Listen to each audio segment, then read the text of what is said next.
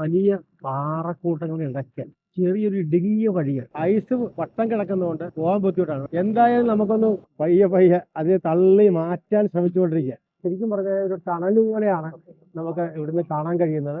അതിനുശേഷമാണ് ഇതിന്റെ അകത്തേക്കൂടെയുള്ള ഈ ബോട്ടിന്റെ സഞ്ചാരം നിർത്തിയത്. തൊടാൻ പറ്റുന്ന അതിന്റെ സ്പേട്ടലിലേക്ക് പോവുകയാണ്. ഇതിപ്പോ ഒരു പ്രത്യേകത രണ്ട് വലിയ പാറക്കൂട്ടങ്ങൾ ഇടയ്ക്ക് ചെറിയൊരു ഇടുങ്ങിയ വഴികൾ, അതിന്റെ ഇടയിലൂടെയാണ് ഈ ഞങ്ങളുടെ ബോട്ട് മിക്കവാറും പോകുന്നത്. വേറൊരു സോഡിയാക്ക് ബോട്ട് വന്നിട്ട് പറഞ്ഞത് ഐസ് വട്ടം കിടക്കുന്നതുകൊണ്ട് പോകാൻ ബുദ്ധിമുട്ടാണ്. പക്ഷെ ഞങ്ങളുടെ എക്സ്പെഡീഷൻ എന്തായാലും നമുക്കൊന്ന് പോകാം ആ വഴി എന്ന് പറഞ്ഞ് നമുക്ക് വിടുകയാണ്.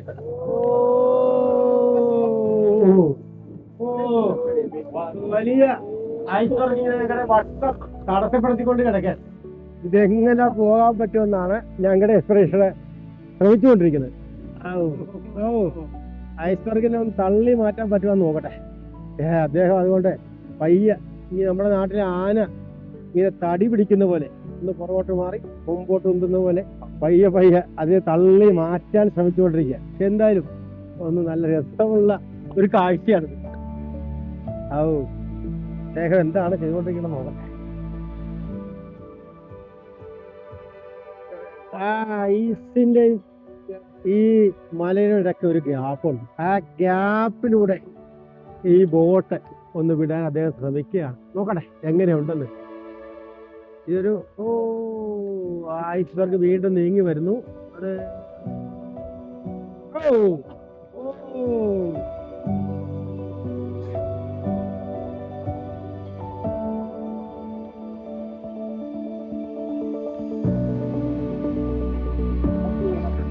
ഇതിന്റെ ഇടയ്ക്കൂടെ ഈ ഗ്യാപ്പിലൂടെ അദ്ദേഹം ബോട്ട്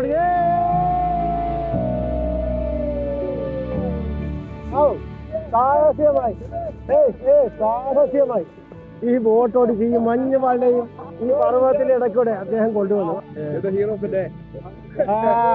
അദ്ദേഹം ഇന്നത്തെ ദിവസത്തെ ഹീറോ ഓഫ് ദി ഡേ ആണ്.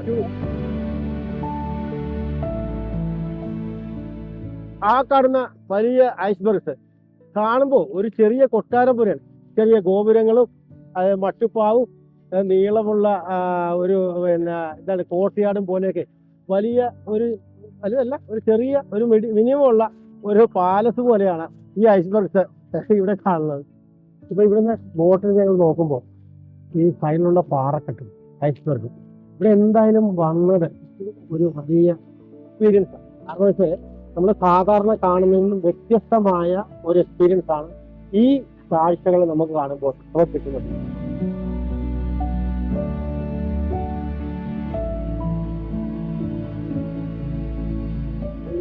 ഈ ഐലൻഡിന് ചുറ്റും ഇങ്ങനെ ബോട്ട് സറൗണ്ട് ചെയ്തിരിക്കാൻ ഈ വഴി സോഡിയാക്ക് ബോട്ട് പോകുന്ന വഴിയാണ്. പക്ഷെ അവിടെയൊക്കെ ഈ ഐസ്ബർഗ് വന്നിട്ട് ആ വഴി ബ്ലോക്ക് ചെയ്തിരിക്കുക.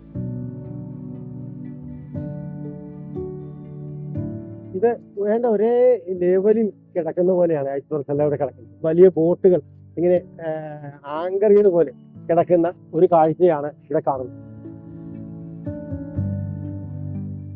ഈ ഏരിയയിൽ കിടക്കുന്ന ഈ ഐസ്ബർഗ് ഭയങ്കര തിക്നെസ്സും നല്ല കട്ടിയുമാണ്. അത് മാത്രമല്ല അല്പം നീളത്തിലും വലിപ്പത്തിലുമുള്ള ഐസ്ബർഗ്സ് ആണ്. ഈ ഏരിയ എനിക്ക് തോന്നുന്നത് ഒരു ഐസ്ബർഗ്സിന്റെ ഒരു ലാൻഡിങ് ഏരിയ പോലെയാണ് എനിക്ക് തോന്നുന്നത്.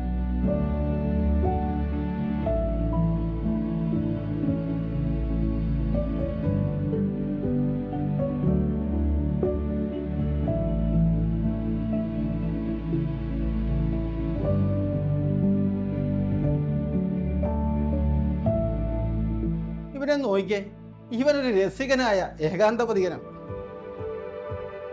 ഭയങ്കര പൊക്കത്തിലുള്ള പാറക്കൂട്ടം. ഞാൻ നേരത്തെ പറഞ്ഞല്ലോ, ഒരു ടണല് പോലെ അകത്തേക്ക് ഒരു വിള്ളലുണ്ട്. ആ വിള്ളലിനെ ശരിക്കും പറഞ്ഞാൽ ഒരു ടണല് പോലെയാണ് നമുക്ക് ഇവിടുന്ന് കാണാൻ കഴിയുന്നത്. എന്തായാലും ഈ ദൃശ്യം ഈ മഞ്ഞു മലകൾക്കിടയിൽ ഒരു മാസ്മരിക ബ്യൂട്ടി തന്നെയാണ്.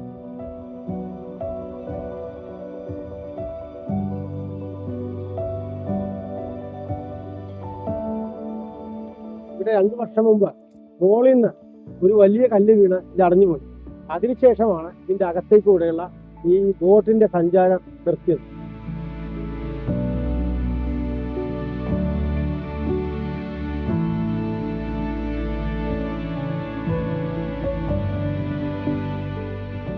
ഈ ഐസ്ബർഗ് എന്തുമാത്രം വലിപ്പമുള്ളതെന്ന് നമ്മുടെ ഈ ബോട്ടുമായിട്ട് കമ്പയർ ചെയ്യുമ്പോൾ നമുക്ക് മനസ്സിലാവും.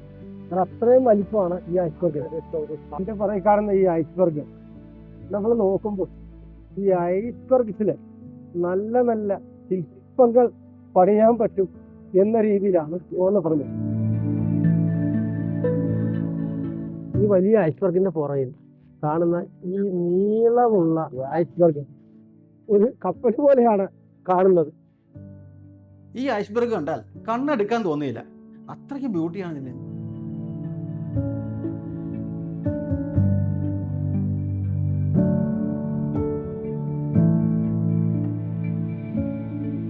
രണ്ട് വലിയ പാറക്കൂട്ടത്തിന്റെ ഇടയ്ക്കൂടെ ഒരു വഴി അങ്ങോട്ടുമുള്ള ആ മഞ്ഞുമലയുടെ അടുത്തേക്ക് പോകുന്നുണ്ട്. ഞങ്ങളുടെ ബോട്ട് ഈ എക്സ്പെഡീഷണർ അങ്ങോട്ട് സാവധാനം ഓടിച്ചുകൊണ്ടിരിക്കുക.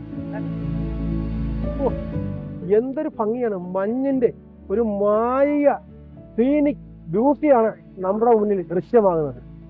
തണുപ്പത്ത് ഈ വേഗത്തിലോടുന്ന ബോട്ടിലിരുന്ന് കടലിൽ കിടക്കുന്ന പല ഷേപ്പിലുള്ള ഐസ്ബർഗ്സിന്റെ വിഷ്വൽസ് വേറെ ലെവലാണ്. ഈ വലിയ ഐസ്ബർഗിന് എന്താ തൊടാൻ പറ്റുന്ന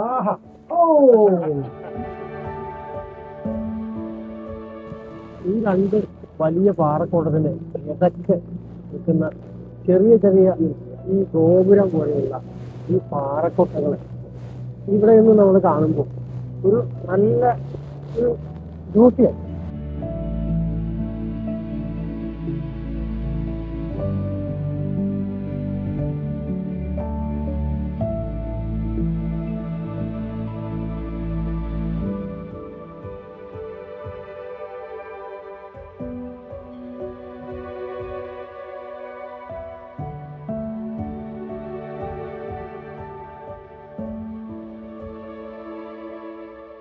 ഈ സോഡിയാക് ബോട്ടിന്റെ ടൂർ കഴിഞ്ഞു. എന്തായാലും ഒരു ഗംഭീര കാഴ്ചകളാണ് കാണാൻ പറ്റിയത്. പിന്നെ ഉച്ച കഴിഞ്ഞാണ് ഞങ്ങളുടെ പരിപാടി. ഞങ്ങളിപ്പോ നല്ല മെമ്മറബിൾ ബോട്ട് റൈഡിന് ശേഷം കപ്പലിൽ വന്ന ഞങ്ങളെ എതിരേറ്റത് ഒരു അടിപൊളി ഫീസ്റ്റാണ്. വെജും നോൺ വെജുമായി ഒരുപാട് തരം വിഭവങ്ങളുടെ ഒരു കലവറ തന്നെയായിരുന്നു ഈ ഫീസ്റ്റ്.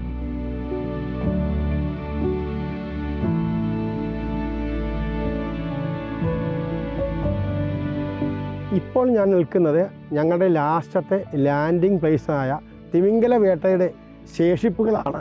സ്വന്തമായിട്ട് ആൾക്കാർക്ക് പോകാൻ പറ്റുന്ന ചെറിയൊരു ബോട്ടാണിത്. ഇതാണ് ഈ കപ്പലിലെ ടീമിലുള്ള എല്ലാ അംഗങ്ങൾക്കും. അത് ശരിക്കും പറഞ്ഞാൽ നമ്മളൊക്കെ ഒന്ന് കണ്ട് മനസ്സിലാക്കേണ്ട ഒരു പ്രത്യേകത തന്നെ.